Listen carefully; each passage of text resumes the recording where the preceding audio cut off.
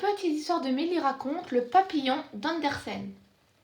Le papillon veut se marier. Et comme vous le pensez bien, il prétend choisir une fleur jolie entre toutes les fleurs. Elles sont en grand nombre et le choix dans une telle quantité est embarrassante. Le papillon vole tout droit vers les pâquerettes. C'est une petite fleur que les Français nomment aussi marguerite. Lorsque les amoureux arrachent ces feuilles, à chaque feuille arrachée, ils demandent M'aime-t-il ou m'aime-t-elle? Un peu, beaucoup, passionnément, pas du tout? La réponse de la dernière feuille est la bonne. Le papillon l'interroge. Chère dame Pâquerette, dit-il, vous êtes la plus avisée de toutes les fleurs. Dites-moi, je vous prie, si je dois épouser celle-ci ou celle-là. La marguerite, la pâquerette, ne daigne pas lui répondre. Elle était mécontente de ce qu'il l'avait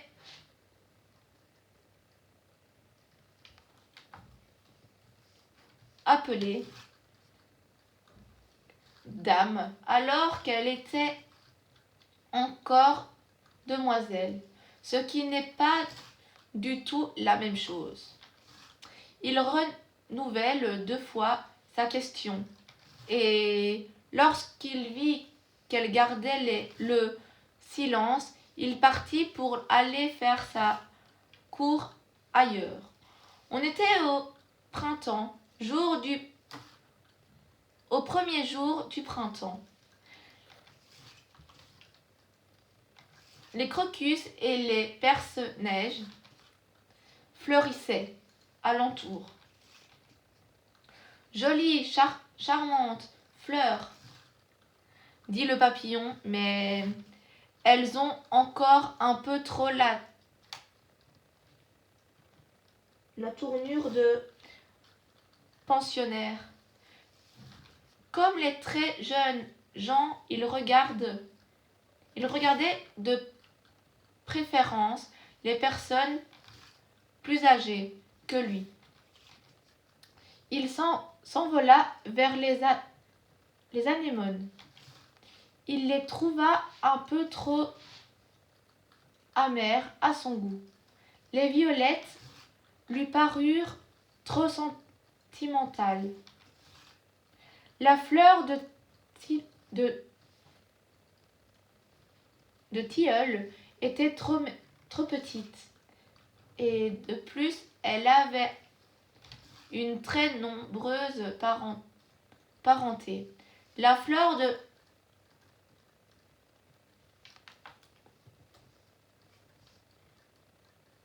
de pommier rivalisait avec la rose, mais elle s'ouvrait aujourd'hui pour périr demain et tomber au premier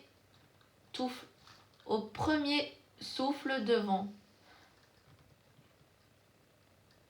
Un mariage avec un être si délicat durerait trop peu de temps. La fleur des pois lui plut entre toutes.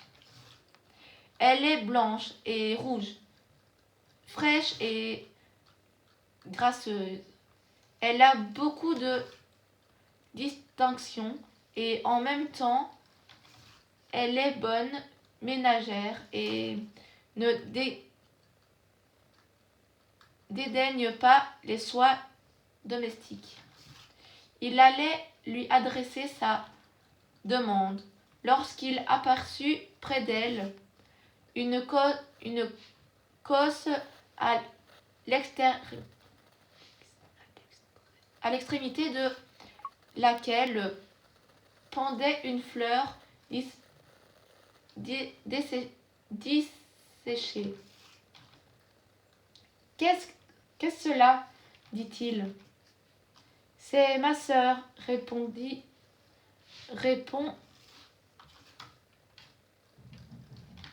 Fleur des pois.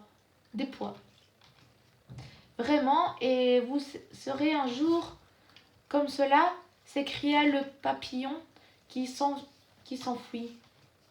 Le chèvrefeuille penchait ses branches. En dehors d'une haie, il y avait là une quantité de fils toutes pareilles, avec de longues figures au teint jaune. À coup sûr, pensa le papillon, il est impossible d'aimer cela. Le printemps passa et l'été après le printemps. On était à l'automne et le papillon n'avait pu se décider encore. Les fleurs étalaient maintenant leurs robes les plus éclatantes.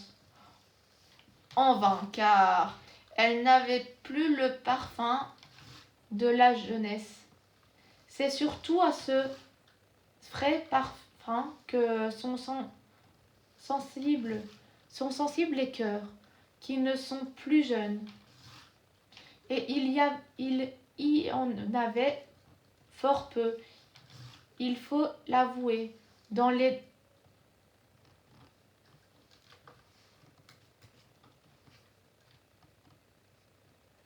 dahlias et dans les chrysanthèmes. Aussi le papillon se tourna-t-il en dernier recours vers la menthe. Cette plante ne fleurit pas, mais on peut dire qu'elle est fleur tout entière, tant elle est parfumée, de la tête aux pieds.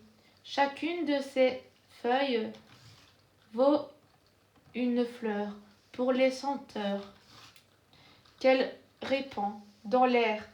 C'est ce qu'il me faut, se dit le papillon. Je l'épouse. Et il fit sa déclaration. La menthe demeura silencieuse et guidée en l'écoutant. À la fin, elle dit: Je vous offre mon amitié, s'il vous plaît, mais rien de plus. Je suis vieille et vous n'êtes plus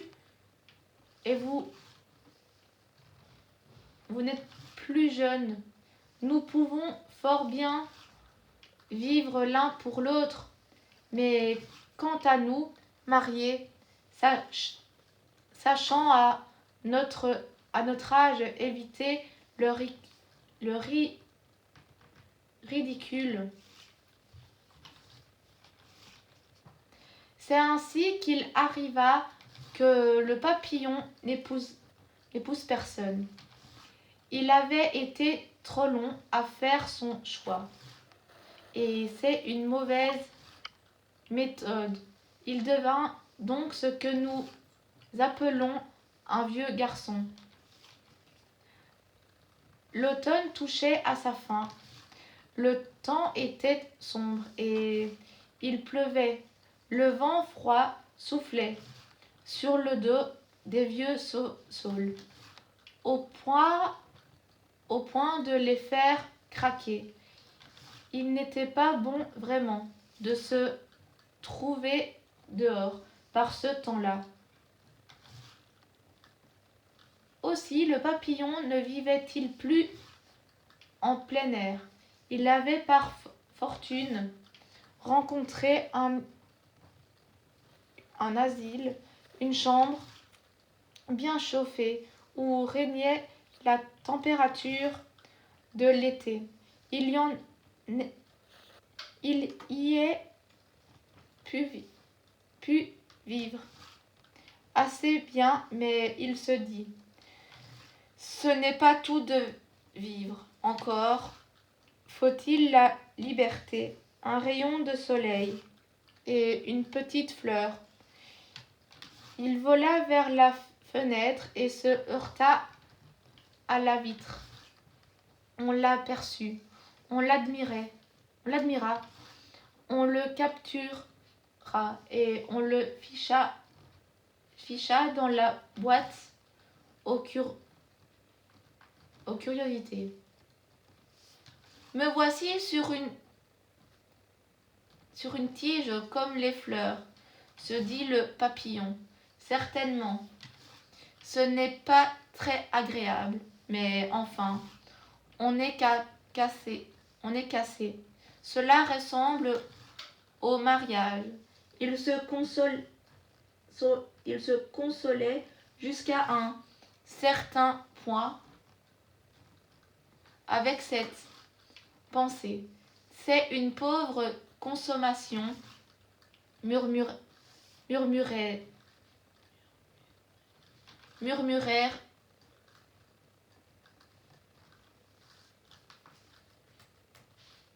railleusement quelques plantes qui étaient là dans des pots pour égayer la chambre.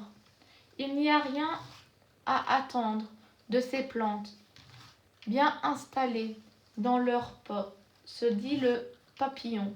Elles sont trop à leur aise pour être humaines.